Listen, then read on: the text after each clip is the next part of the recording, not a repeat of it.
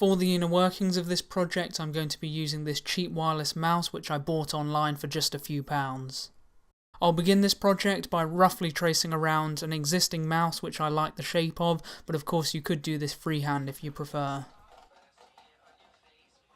And now I'll cut out to those lines on the bandsaw. I'm using some masking tape to hold together the pieces whilst I make the second cut.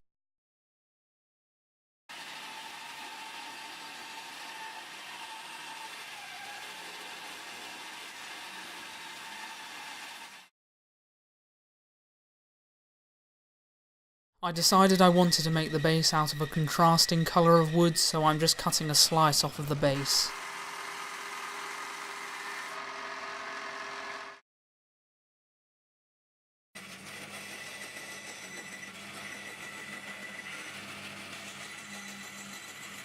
I'll use some double-sided tape to hold the two pieces together for shaping.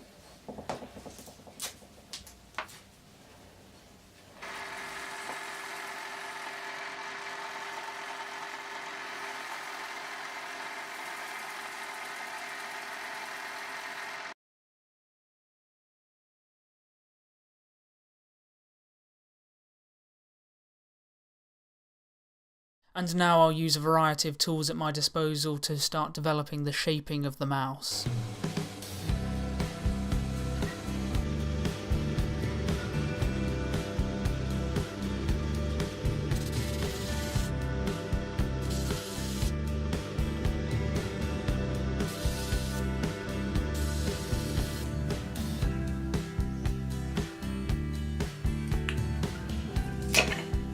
Now I can turn my attention to the cavity which is needed for the electronics, so I'm just marking out where that's going to go. And to cut that out, I'll start by drilling out the corners, and then I can use a coping saw.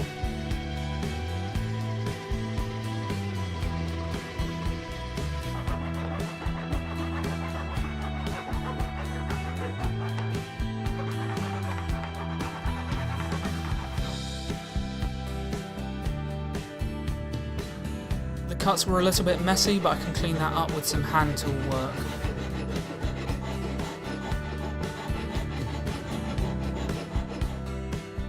To ensure that I get the electronics board back in the right place every time, I'm just roughly marking around the edges.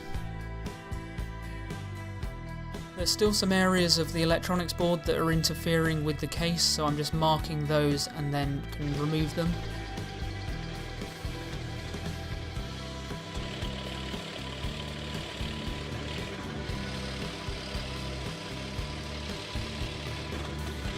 And again, I'll clean things up with some hand tool work. This doesn't have to be perfect because it won't be seen.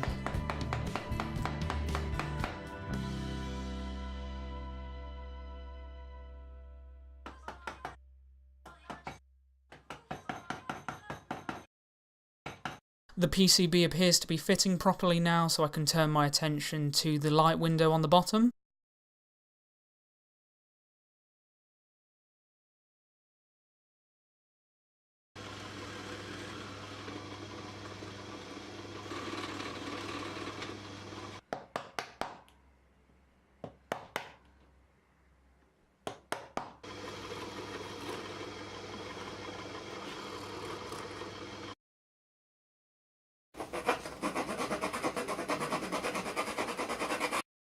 So that will be relatively happy floating around in the base there. If you're using an optical mouse like this one, the main thing you need to get right is the distance at which it sits from the surface it reflects against. You want to reduce that as much as possible. I'm now gluing in a small strip of wood to support the battery. And a small piece of foam will pin the battery in place. Now I can turn my attention to the scrolling wheel. To save myself a lot of effort, I'm cutting out the original plastic support from the case. I'll glue this part in later, but that'll support the scrolling wheel like so. And to physically make the scroll wheel, I'm using my lathe, but it's such a simple shape that you could even use the drill press or something similar.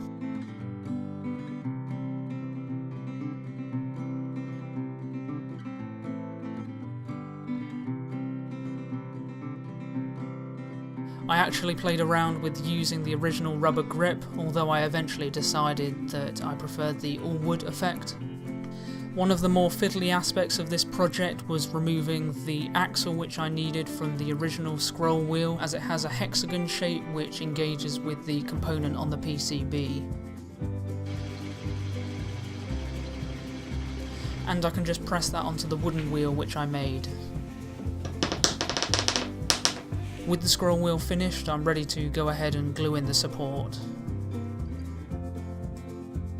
And now I'm drilling a couple of holes for the screws to hold on the base. Unfortunately, I managed to lose a couple of video clips, although the next stage is to glue 2 sheets of veneer together, which, as you can see, I fixed around a metal can while it dries to achieve a curved shape.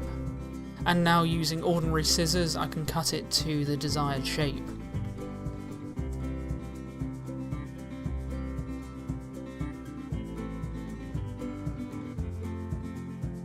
And next I need to cut a slot for the scroll wheel.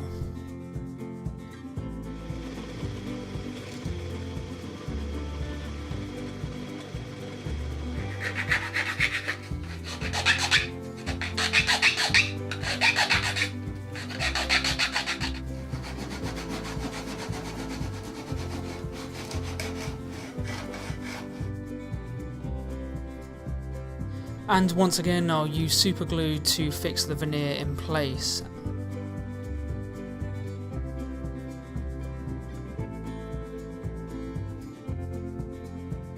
With the glue dry, I'm bending back the veneer to give me about 1 millimeter of clicking travel.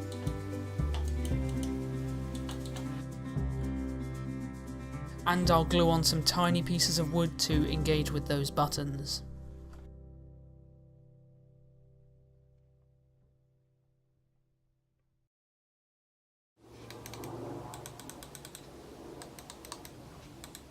And I'll just finish up with some final shaping and sanding.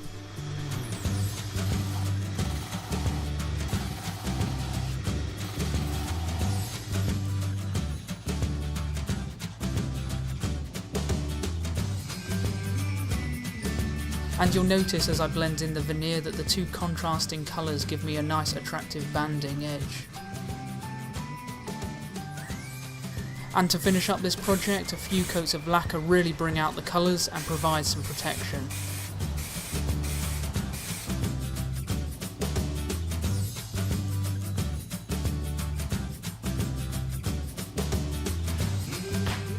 And with the wireless receiver in my laptop, we can test the mouse.